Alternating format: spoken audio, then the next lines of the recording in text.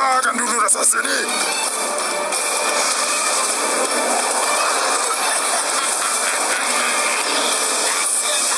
Kuasa tsunami gergasi. Roboseta, cepat ke kenderaan kita. Ya. Roboseta, sedia. Sedia.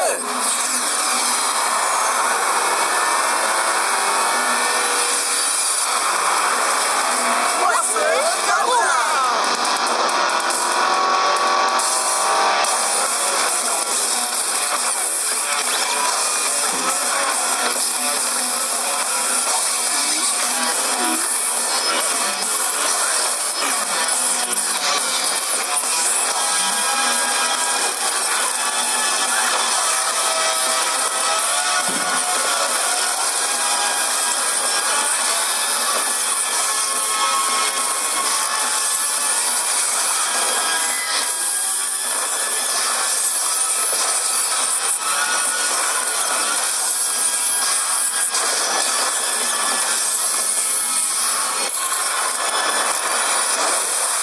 Robozon, sedia.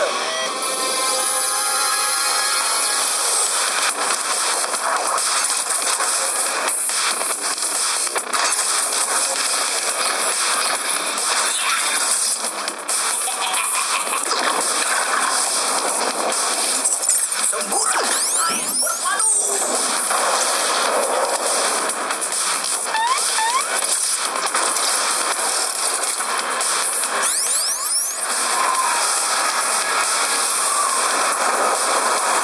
Kuasa ombak tsunami.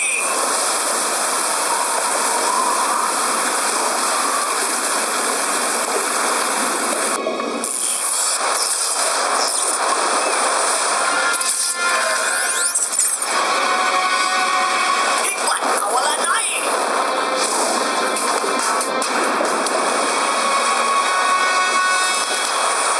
Macam Roboseta. Sedap rasa kena cauk dengan ombak tsunami aku. Dah tega macam ni. Baru nak dekat, kena ombak.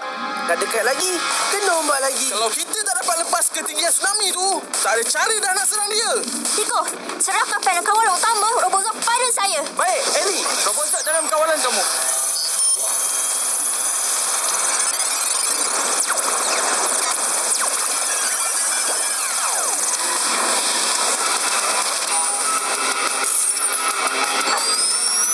Woi, boleh terbang tak?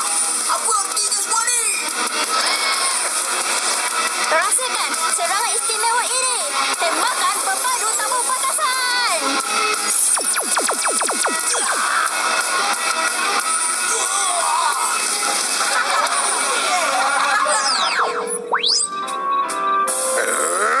Ini pun kalah juga.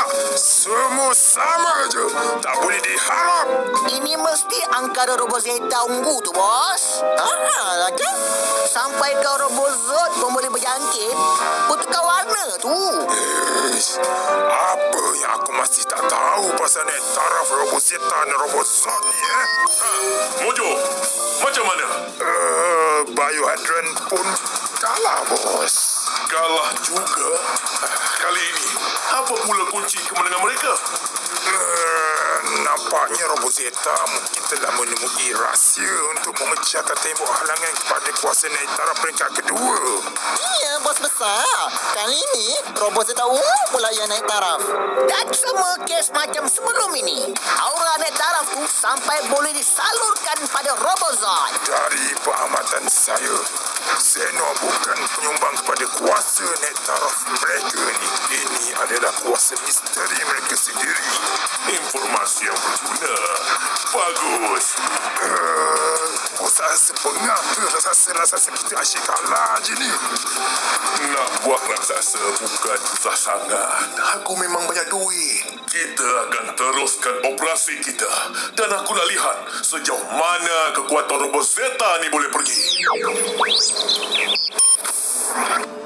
Hai, Ellie. Wah, cantiknya bilik ni. Tak bersih pula tu.